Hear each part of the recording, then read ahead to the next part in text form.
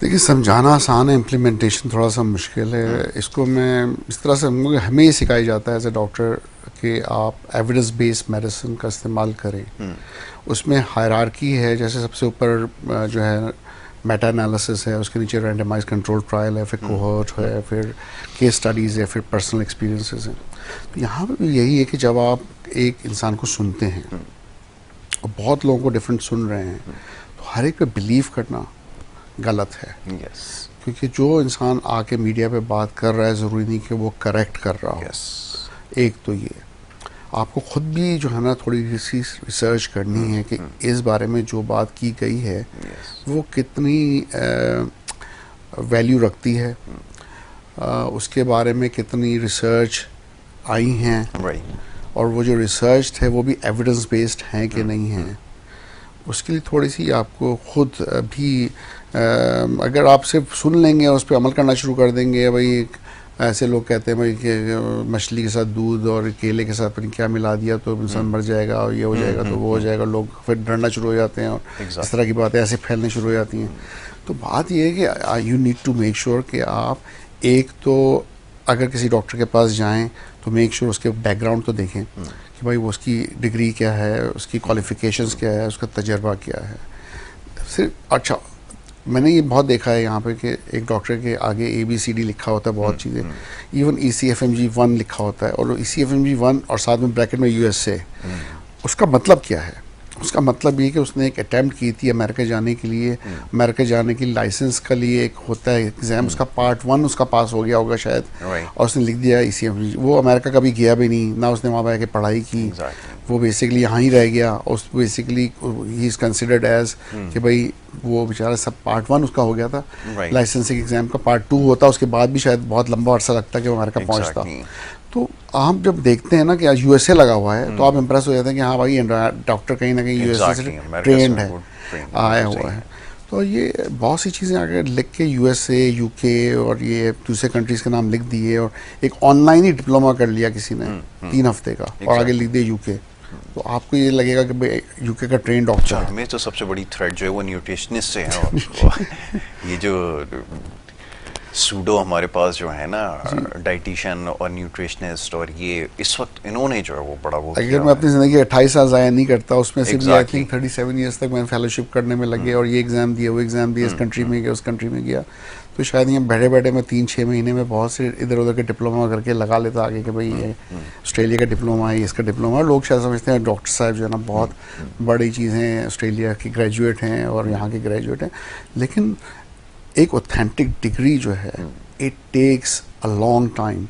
If you are a member of the Royal College of Physician, یا if you are a fellow of the Royal College of Surgeon یا psychiatrist, so that makes a big difference کہ آپ ایک بہت high level پر ہیں, جہاں پہ نہ صرف آپ ٹریٹ کر سکتے ہیں, آپ ریسرچ کر سکتے ہیں, آپ ڈائریکٹر ایز اے مینجمنٹ کام کر سکتے ہیں, آپ پڑھا سکتے ہیں, آپ بڑی بڑی یونیورسٹیز میں لیکچرار یا پروفیسرز بن سکتے ہیں. تو یہ وہ لوگ ہیں جو واقعی ہی اس لیول سے گزرے ہیں کہ وہ اچھے ڈیسیجنز لے سکتے ہیں, اینڈ ایویڈنس بیسڈ ڈیسیجنز لے سکتے ہیں. ایگزیکٹلی. اور ان کے ڈیسیجنز بیسڈ ہوں گے اسٹڈیز پہ, اور اس کے ریزلٹس بھی اچھے نکلیں گے, کیونکہ وہ ان کو پتہ ہے کہ کس طرح سے ایویلیوشن کرنی ہے, کس طرح سے ڈائگنوسس بنانا ہے, کس طرح سے پراپر مینجمنٹ ڈیسائیڈ کرنی ہے. اور اس مینجمنٹ پہ اگر وہ کامیابی دیکھیں, ہر مینجمنٹ کامیاب نہیں ہوتی, یہ بات پھر میں کہتا ہوں, تو پھر پتہ ہے کہ آلٹرنیٹ آپشنس کیا ہیں. تو ایک تو یہ کہ لوگوں کو صحیح ڈاکٹرز کے پاس جانا چاہیے, دیکھ کے جانا چاہیے کہ وہ کہاں کس نیوٹریشنس کے پاس جا رہے ہیں, کس ڈائٹیشنس کے پاس جا رہے ہیں, کس ڈاکٹرز کے پاس جا رہے ہیں. اور دوسرا یہ کہ وہ تھوڑا صبر سے کام لے کر ایک کے پاس جائیں تو اس کو تھوڑا ٹائم دیں. 3-4 دن کے اندر میرے پاس ایسے پیشنٹ آتے ہیں, میں 5 دن پہلے ایک ڈاکٹر کے پاس گیا تھا, ڈاکٹر صاحب میں نے دوائی لی اور میں نے کہا یہ ڈاکٹر صاحب صحیح نہیں, میں آپ کے پاس آ گیا ہوں. اب میں ان سے کہنا چاہتا ہوں اور کہتا بھی ہوں کئی دفعہ کہ بھائی آپ کو تھوڑا ٹائم دینا چاہتا ہے اس ڈاکٹر کو, چاہے ڈاکٹر کی غلطی نہیں ہے. اگر آپ صرف 4 دن کے بعد ہی آپ اس کو چھوڑ کے میرے پاس آ گئے تو, اور اگر آپ میرے ساتھ بھی یہی کریں گے تو پھر آپ اپنا پیسہ بھی ضائع کر رہے ہیں اور میرے ساتھ بھی زیادتی کر رہے ہیں. یہ بھی بالکل صحیح ہے کہ ہمارے یہاں بڑی جلدی لوگ کنکلوژن پہ پہنچ جاتے ہیں.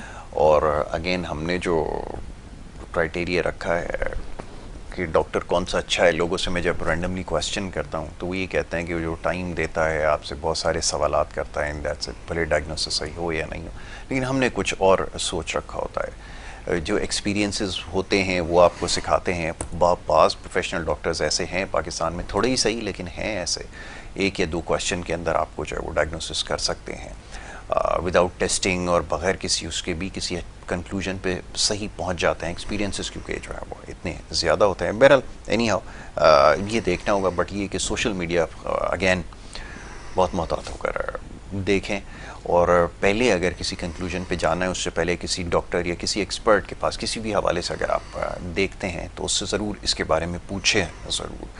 اور یہ جو خاص طور پہ ویٹ لاس کے حوالے سے میں بتا رہا تھا, یہ تھوڑا سا آف ٹاپک ہو جائے گا, بٹ یہ کہ سینکڑوں نہیں بلکہ کروڑوں کی تعداد میں مختلف تھیوریز جو ہیں وہ ہر بندہ اپنے ایکسپیرینسز ایکسپرٹ بن کے شیئر کر رہا ہے, جس کا آپ نقصان ہو رہا ہے. یہ ایک بہت بڑا پرابلم ہمیں اس وقت نظر آ رہا ہے کہ لوگ جو ہے خاص طور پہ خواتین یہ فیٹ لاس کے لیے مختلف طریقے اختیار کر رہی ہیں, اور پھر بہت زیادہ پرابلمز جو ہیں ان کو آگے چل کر ہو رہی ہیں, کیونکہ وہ جی فلانا سیلیبریٹی نے یہ کیا تھا تو میں بھی یہ کر لوں گا, اور تو میں اس کے اوپر کیا کروں, ایک پروگرام رکھ لیتے ہیں, میں اس کے اوپر بات کر لوں گا کہ یہ جو ایک ایشو ہے اس کو کیسے وہ کیا جائے.